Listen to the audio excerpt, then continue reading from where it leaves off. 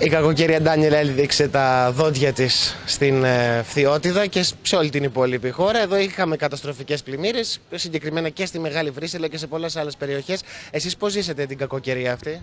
Η αλήθεια είναι ότι ήταν κάτι το απρόβλεπτο, δεν το περίμενε κανένας να συμβεί κάτι τέτοιο. Κρίμα γιατί καταστράφηκε πολλοί κόσμος, ειδικά σε άλλες περιοχές. Η Φθιώτιδα κατά κάποιο τρόπο ήταν λίγο τυχερή, διότι δεν μας ακούμπησε ιδιαίτερα.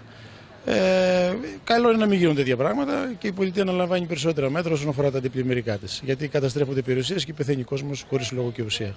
Πιστεύετε ότι η πολιτική προστασία ενέργησε σωστά? Πιστεύω ότι πιάστηκε προετοίμαστη. Ίσως βασικά δεν περίμενε και κανένας τόσο μεγάλο όγκο βροχής, γιατί αυτό γίνεται μια φορά στα 100 χρόνια. Και είναι δύσκολο να προβλέψει τόσο μεγάλη όγκο βροχής. Έριξε πάρα πολύ νερό σε πολύ λίγη ώρα. Οπότε φυσιολογικό ήταν να γίνουν όλα αυτά. Πιστεύω ότι ό,τι και να έκανε η πολιτεία θα ήταν πολύ δύσκολο να απορροφηθεί όλος αυτός ο όγκος του νερού. Ανακοινώθηκαν και τα μέτρα από την κυβέρνηση για τη στήριξη των πληγέντων. Έχετε κάποιο σχόλιο γι' αυτό?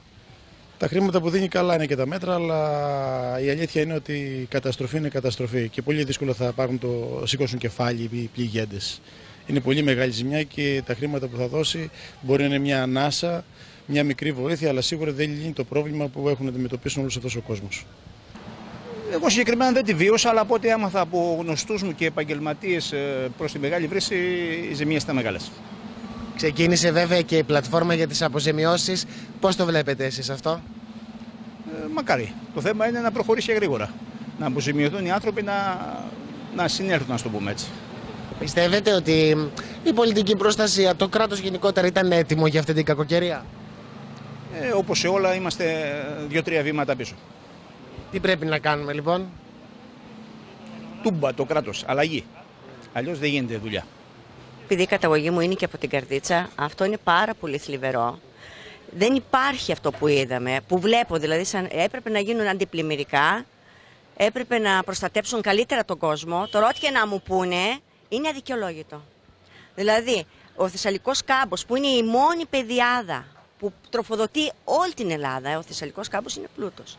Να είναι αυτή η κατάσταση, είμαι έξαλλη. Επειδή μου είπατε ότι είστε και από την Καρδίτσα, υπάρχει κάποιος δικός σας άνθρωπος που έχασε το σπίτι του? Όχι, δεν κινδυνέψανε, αλλά επειδή τα χωράφια τους και αυτά όμως, ο αδερφός μου που είναι αγρότης, είναι μες στο νερό.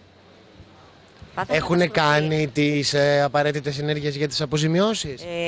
Τώρα εντάξει, αυτός μένει εκεί, θα τα κάνει όλα αυτά. Τώρα μένουμε στην ανθρώπινη, δεν πλησιάσαμε το στο χωριό που είναι, αλλά κάτω ο κάμπος δηλαδή είναι, εντάξει, ό,τι και να πούμε, είναι πολύ λίγο. Τι συναισθήματα έχετε βλέποντας αυτές τις εικόνες? Κοιτάξτε, τις πρώτες όσο το έβλεπα ήταν αγανάκτηση, θυμός. Δεν είναι δυνατόν τώρα, ζούμε το 23, να υπάρχει τέτοιο πράγμα. Θα μου πούνε είναι πρωτοφανές. Είναι πρωτοφανές, αλλά αν είχαν γίνει τα αντιπλημμυρικά που αρμόζει, που πληρώνει όλος ο κόσμος να γίνουν. Δηλαδή, θα έπρεπε κάτι καλύτερο να το χειρώσουν, να γίνει όσο λιγότερη ζημιά. Εγώ πιστεύω ότι κατά τη γνώμη μου δεν γίνανε τα κατάλληλα έργα, ό,τι και να μου πούνε. Πιστεύω ότι δεν είχαμε καλή πρόληψη. Προφανώς και δεν έχουμε καινούργια αντιπλημμυρικά νέας τεχνολογίας, τα οποία θα μπορούσαν να σώσουν τις καταστάσεις. Δεν ήταν κάτι ακραίο σαν αυτό που συνέβη στην Καρδίτσα ή στη Λάρισα, στο Βόλο. Είχαμε κάποιες καταστροφές, αλλά θεωρώ ότι ο κρατικός μηχανισμός θα πρέπει να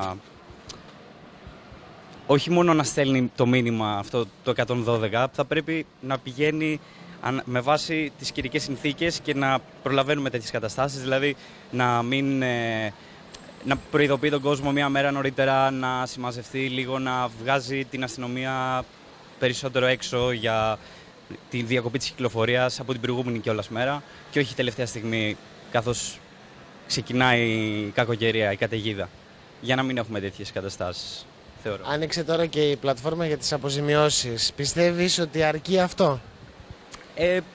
Δεν πιστεύω ότι θα φέρει πίσω περιουσίες ανθρώπων και ούτε αρκεί και ούτε πιστεύω ότι θα αποζημιωθούν όλοι.